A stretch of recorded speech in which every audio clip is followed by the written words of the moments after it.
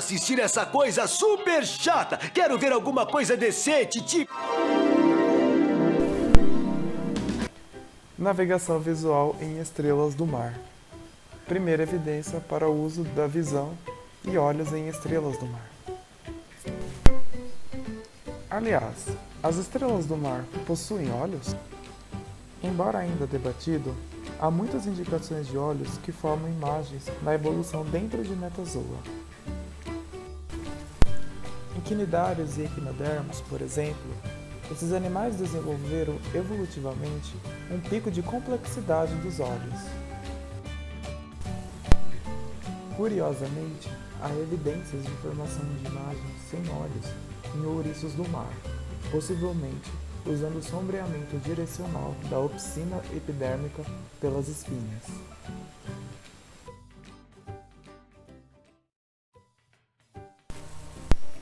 Embora tratando-se de uma evolução convergente, os olhos compostos de estrelas do mar assemelham-se aos olhos compostos de amêijoas, animais bivalves que também não têm lentes em contraste aos olhos compostos mais avançados de artrópodes.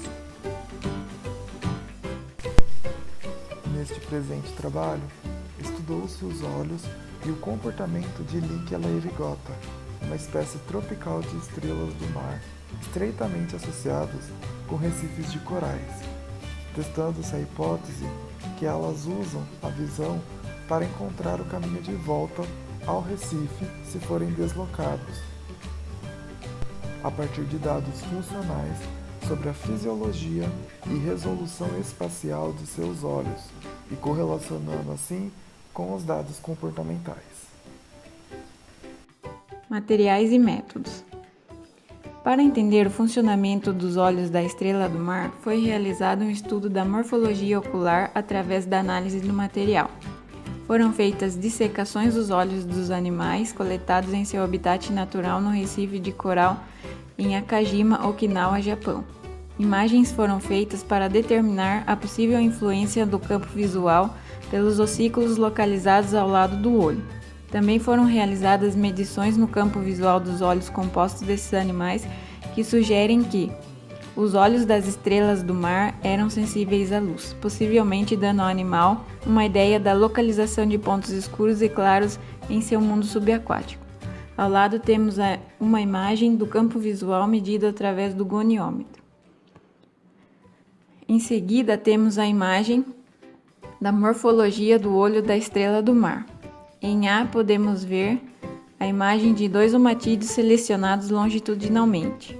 Cada um dos omatídeos totalmente desenvolvidos é composto de 100 a 150 fotorreceptores e sobre o mesmo número de células de pigmento. Em B e C temos a seção longitudinal de um fotorreceptor. Em D, os segmentos externos dos fotorreceptores da estrela do mar são morfologicamente uma mistura dos receptores tipos rabidonumérico e ciliar. Em E, temos o desenho esquemático de um omatídeo mostrando um arranjo em camadas dos fotorreceptores e células de pigmento. A partir de 7 omatídeos provenientes de 5 indivíduos, foram obtidos eletroretinogramas extracelulares. O olho foi dissecado de um animal e transferido para uma placa de Petri contendo água do mar a 29 graus e uma salinidade de 3,4%. Foram aplicados estímulos luminosos, fornecidos por um LED branco ultra brilhante, colocado em um sistema de microtubos. O estímulo foi apresentado ao omatídeo de interesse, utilizando uma luz guia de 1 mm para garantir uma iluminação próxima e uniforme de todo o seu campo de visão. Os experimentos comportamentais foram realizados em 2 recifes de corais em Akajima. Um primeiro conjunto de experimentos foi feito com 3 grupos de Lichia laevigata, colocados a 4 metros, 2 metros e 1 metro à frente do recife, respectivamente. Somente a estrela do mar a 1 metro do recife andou de volta, e por isso escolheu-se essa distância para todos os experimentos seguintes. 5 espécies tiveram seus olhos removidos com uma tesoura, enquanto outros 5 eram operados, onde cada braço tinha 2 tubos e 2 ossículos removidos da parte central. Os 5 animais, tendo o mesmo tratamento, foram testados simultaneamente, colocando eles 1 metro da frente do recife com 1 metro entre eles, sendo essa a localidade 1. Seus movimentos foram monitorados por 25 minutos usando uma câmera de vídeo subaquática. A profundidade da água era de 5 metros e o observador estava deitado na superfície. Os experimentos foram repetidos com 10 novos animais em outro local, onde a água possuía profundidade de 6 metros, sendo esse uma localidade 2. A velocidade média dos movimentos foi determinada em cada ensaio experimental. Para analisar os dados comportamentais, imagens paradas foram retiradas dos vídeos com intervalos de 5 minutos, sendo 0, 5, 10, 15, 20 e 25 minutos, para calcular a velocidade do movimento. Para os indivíduos atingindo o Recife, a direção do movimento foi determinada a partir do primeiro contato com o Recife. Para os outros, a direção do movimento foi determinada para a posição final após os 25 minutos. Os resultados foram então analisados com estatísticas circulares. Primeiro, um teste de Hardy foi realizado para testar se os animais se movimentavam aleatoriamente ou não. Se esse teste mostrasse que a direção não era aleatória, um teste V seria utilizado para verificar se a direção era diferente de 0, em relação à frente do Recife.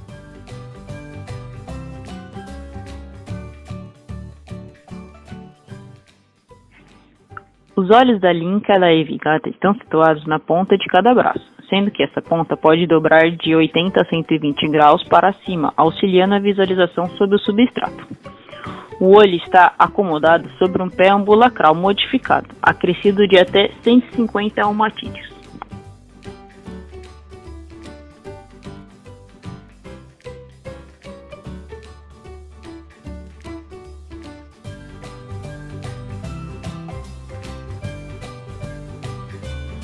O campo visual é ainda moldado por duas fileiras de pés pretos ao redor do olho.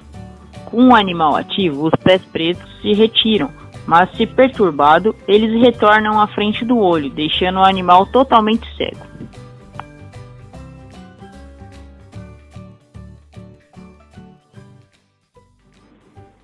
O animal possui a capacidade de ver simultaneamente todo o seu ambiente, devido à sobreposição entre os olhos nos braços vizinhos. Mas estes olhos possuem uma baixa frequência espacial. Assim, a L. laevigata detecta apenas grandes estruturas no ambiente, como corais.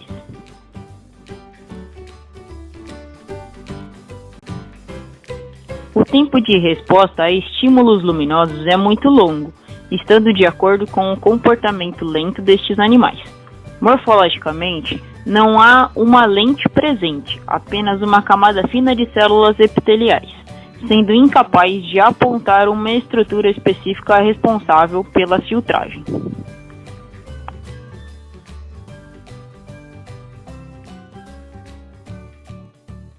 Com a sensibilidade máxima de 450 nanômetros, para a estrela do mar, o oceano aberto aparecerá brilhante, mas o recife de coral vai aparecer escuro, porque a luz refletida a partir dele tem um comprimento de onda maior. Com os resultados morfológicos e fisiológicos, criou-se a hipótese de que a estrela do mar usa a visão para detectar grandes objetos estacionados. Dada sua ecologia e estreita associação com o coral de recifes, parece provável que eles usem pistas visuais para discriminar estruturas de recife a partir do mar aberto, a fim de navegar para o seu habitat preferido. Então, conclui-se que, em distâncias curtas, eles foram capazes de detectar o recife e encontrar o caminho de volta. Que os animais cegos são ativos, mas caminhavam aleatoriamente. E ao testar a capacidade visual em uma noite sem lua, os resultados sugerem que eles não podem mais ver, e também caminhavam de forma aleatória no escuro.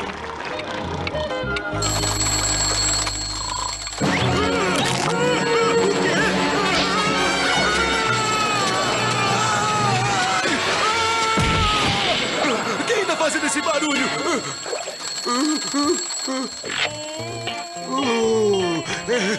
É você de novo! Até onde se sabe, os resultados que apresentados aqui são os primeiros a demonstrar diretamente um comportamento visualmente guiado na estrela do mar envolvendo seus olhos compostos. À luz da evolução dos olhos, os equinodermos são interessantes, porque eles constituem um ramo inicial dentro do Deuterostomus, e morfologicamente os olhos da estrela do mar são incomuns, porque seus fotorreceptores não são nem ciliar e nem rabdomérico, mas sim uma combinação. Sugere-se que no início da evolução ocular, os animais possuíssem poucos e simples comportamentos visualmente guiados, exigindo apenas olhos simples e sistemas nervosos simples. De acordo com esta hipótese, uma das principais tarefas visuais a evoluir foi o reconhecimento de habitat, o que requer relativamente pouco em termos de resolução espacial e temporal, bem como processamento visual.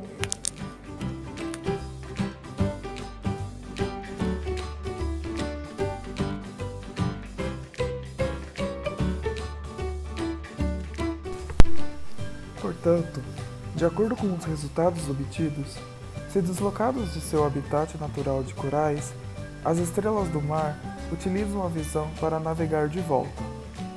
Curiosamente, os experimentos apontaram também que a visão noturna desses animais não foi tão satisfatória, o que curiosamente significa que o comportamento só funciona a distâncias relativamente curtas do Recife e que a importância do comportamento não é principalmente buscar novos recifes ou para lidar com grandes deslocamentos, mas para garantir que eles não se afastem do seu habitat natural.